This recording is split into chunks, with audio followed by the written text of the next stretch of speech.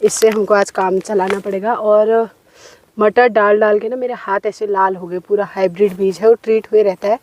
तो दिखाओ कैसे हो रखे मेरे हाथ ये। तो चलिए फिर चाय पीते हैं और फिर मिलेंगे आपको आगे। 2 खेतों में लग चुकी है, 1 खेत और बचा है पूरा।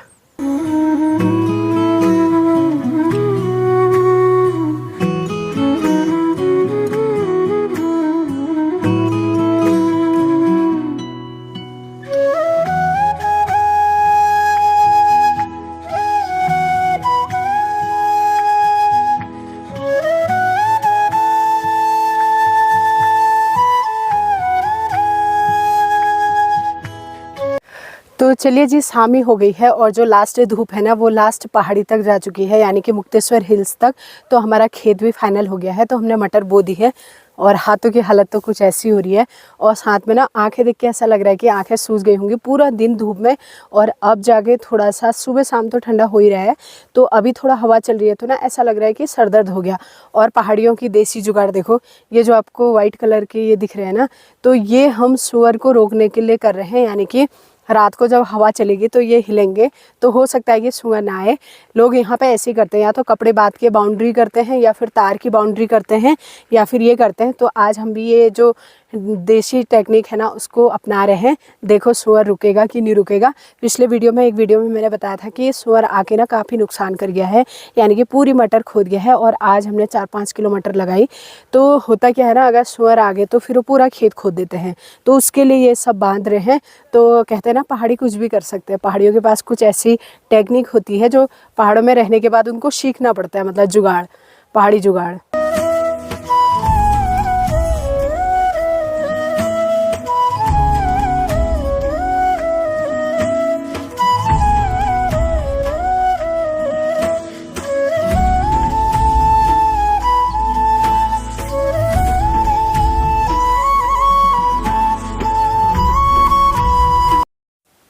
तो जो आज शाम की सब्ज़ी बनेगी वो बनेगी बैगन, प्याज और टमाटर, क्योंकि सब्ज़ी है ही नहीं ना, दिन भर खेत में थे, तो आज इससे काम चलाना पड़ेगा।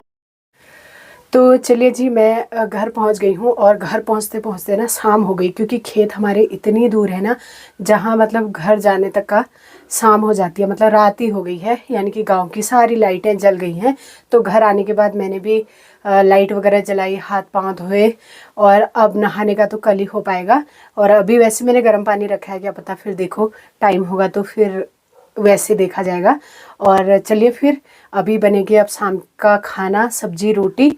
और दिन भर थकान भी हो रही है, ऐसा मन कर रहा है कि फटाफट से काम निपटा के ना सो जाए, ऐसा वाला टाइप का हो रहा है। और होता ही है, पहाड़ों में रहना है और काम करना है तो फिर ये सब भी झेलना पड़ता है कभी कभी। और चलिए फिर आज के इस ब्लॉग को यहीं पे एंड करते हैं। उम्मीद है कि पसंद आया होगा आज का छोटा सा ब्लॉग, क्योंकि पहाड़ों में खेतीबाड़ी से ही लेके काम करना होता है, तो वही हमारी दिनचर्या रहती है और वही हमारी जीवन शैली रहती है।